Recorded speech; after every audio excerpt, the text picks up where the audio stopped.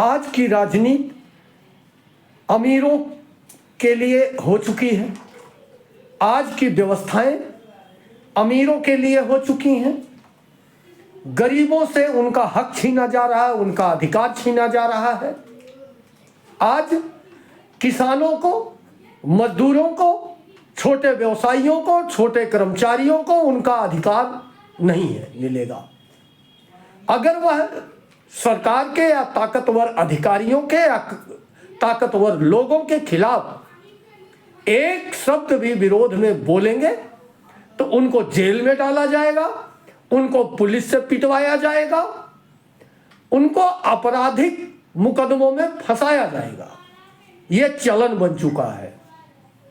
यह हो भी इसलिए पा रहा है क्योंकि राजनीति अब हो चुकी है अमीरों और उद्योगपतियों की।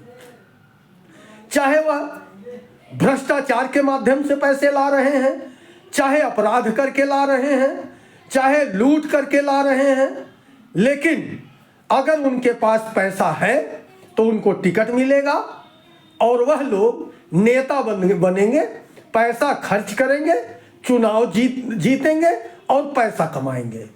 यहीं तक राजनीति सीमित हो चुकी है। आज हम लोगों को जातियों और धर्मों में लड़ा करके केवल वोट लेने का काम किया जा रहा है। आज सरकार किसानों के खिलाफ कानून लाई, लेकिन अभी कुछ दिन पहले बारिश हुई, फसल बर्बाद हुई। फसल बीमा होता है, मुआवजा कहीं नहीं मिलेगा। अगर विरोध करोगे तो आतंकवादी, अलगाववादी, उग्रवादी तक बताया जाएगा इसी सरकार द्वारा। और जितने भी न्यूज चैनल हैं, राष्ट्रीय न्यूज चैनल, उनके न्यूज एंकर खुलेआम किसानों को गालियां देंगे जैसे पीछे दिए थे। उसमें वही न्यूज एंकर हैं, इसको भी हमें समझने की जरूरत है, जो न्यूज एंकर पिछवाड़ा पीट पीट कर 2000 की नोट में चिप बता रहे थे और बता रहे थे कि यह नोट ट्रैक होगी, इसमें चिप लगी है। और वही न्यूज एंकर फिर बाद में बादल की वजह से रडार छुपने का परिभाषा भी बताए थे अपने पिताजी के कहने पर। अगर पिताजी कहेंगे तो ये लोग पोट्टी को भी मेवा बता देंगे और जनता को कैसे गुमराह करना है, कैसे मूर्ख बनाना है, कैसे जातियों और धर्मों में लड़ाकर देश में आग लगाना है, यह काम केवल नेता के साथ साथ भारतीय मीडिया कर रही है।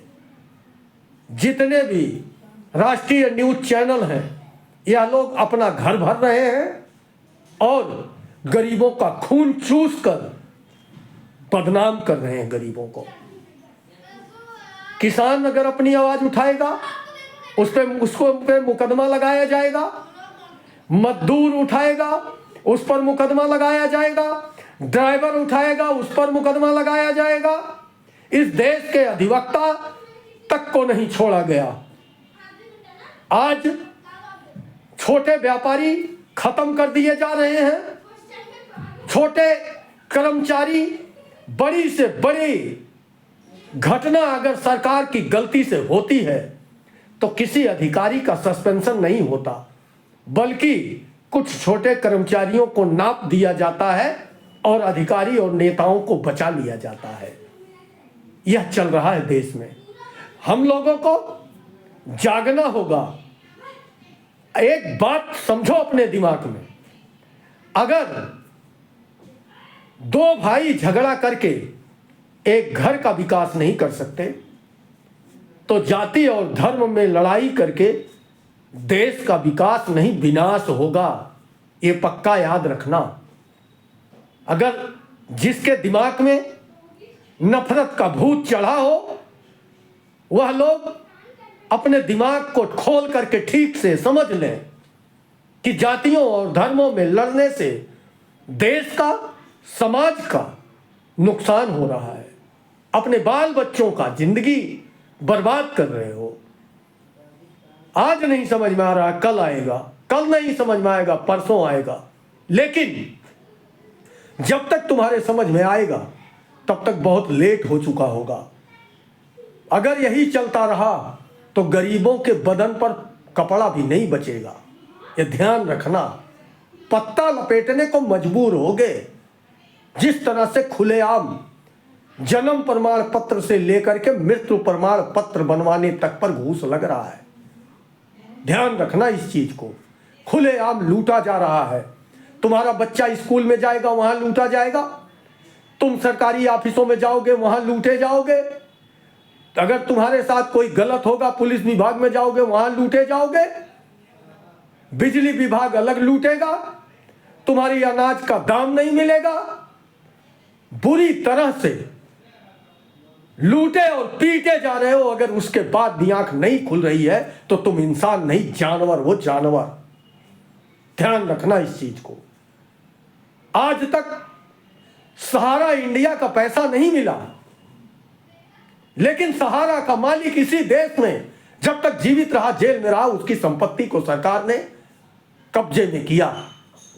जब सरकार ने संपत्ति को कब्जे में किया तो गरीबों का पैसा दिया क्यों नहीं? कौन जिम्मेदारी लेगा? किसानों को फसल बीमा का लाभ नहीं मिलेगा। बिजली विभाग की गलती से अगर हमारे भाई की मौत होती है तो बिजली विभाग पर हत्या का मुकदमा नहीं दर्ज होगा। बिजली विभाग उसकी भरपाई नहीं करेगा। इसके लिए ना कोई कानून है, ना कोई नियम है, ना कोई बोलने वाला है। एक भी नेता, एक भी अधिकारी बोलने को तैयार नहीं है कि उसका बच्चा कैसे पाला जाएगा। नमस्कार। समझो, विचार करो और संगठन को मजबूत करो। सभी से निवेदन है, अगर विचार समझ में आता है तो वीडियो को जरूर शेयर करें और लाइक करें। नमस्कार। जय हिंद, जय भारत माता की। सभी धर्म और सभी जातियों का सम्मान है। भाई, मेरा भारत देश महान है। नमस्कार।